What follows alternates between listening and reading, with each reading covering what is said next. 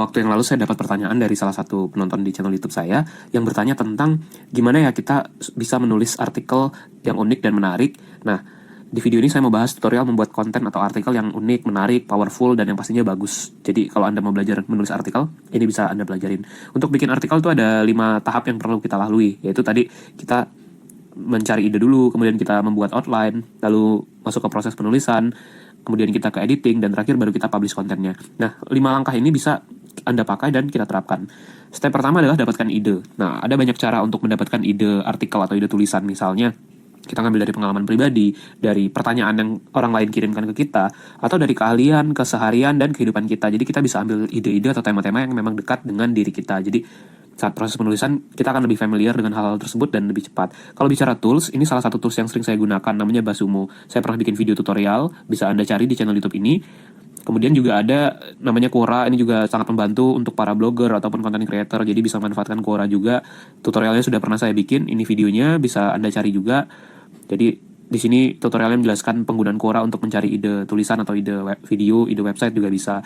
Lalu juga bisa pakai Pinterest nih, saya juga udah pernah bikin tutorialnya, Anda bisa cek kalau mau nyobain pakai Pinterest. Yang kedua, bikin outline. Jadi setelah kita dapat ide atau dapat tema tulisannya, kita bikin outline tuh. Outline itu kerangka dari artikel kita, isinya poin-poin utama artikel, kerangka artikel yang nantinya akan kita buat. Nah, cara bikin outline gini, jadi kita kembangkan tema besar yang udah jadi menjadi topik-topik yang lebih spesifik. Lalu topik yang spesifik tadi kita susun tuh supaya jadi kerangka artikel kita. Jadi dengan baca outline, oh kita udah dapat gambaran kira-kira artikel kita tuh akan bahas apa aja. Nah, ini penting untuk membantu proses penulisan nantinya. Jadi ketika mau nulis, kita tuh udah tahu tuh apa aja yang harus dibahas. Nah, tuliskan outline ini di notes atau file khusus supaya nanti bisa Anda cek saat mau menulis artikelnya.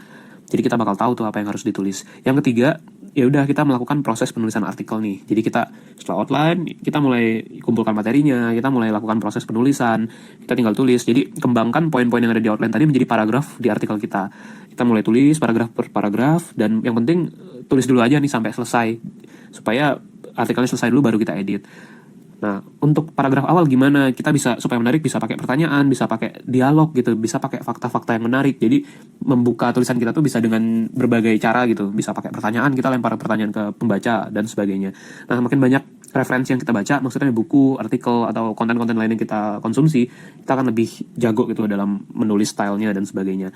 Jangan lupa lengkapin juga tuh artikel kita dengan gambar supaya lebih menarik, khususnya artikel di website. Next, ke proses editing. Jadi, setelah artikel atau naskah kita jadi, kita mulai lakukan proses editing. Yang kita lakukan apa sih? Yang pasti kita akan periksa dulu ada kesalahan pengetikan atau enggak.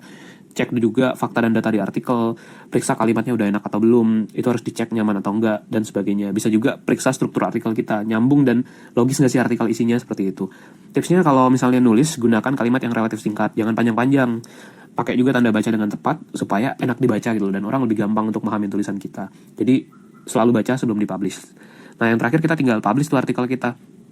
Hore, udah selesai artikelnya. Nah, kita bisa publish tuh, bisa di website, kalau misalnya Anda punya web, atau Anda seorang blogger, atau kalau misalnya Anda mau kirim tulisannya ke media cetak juga bisa, Anda mau kirim ke media lain juga bisa, atau nah, itu dia tentang menulis artikel. Intinya ada 5 yang bisa kita lakukan, yaitu dari prosesnya dari dapetin ide sampai ke publish artikelnya.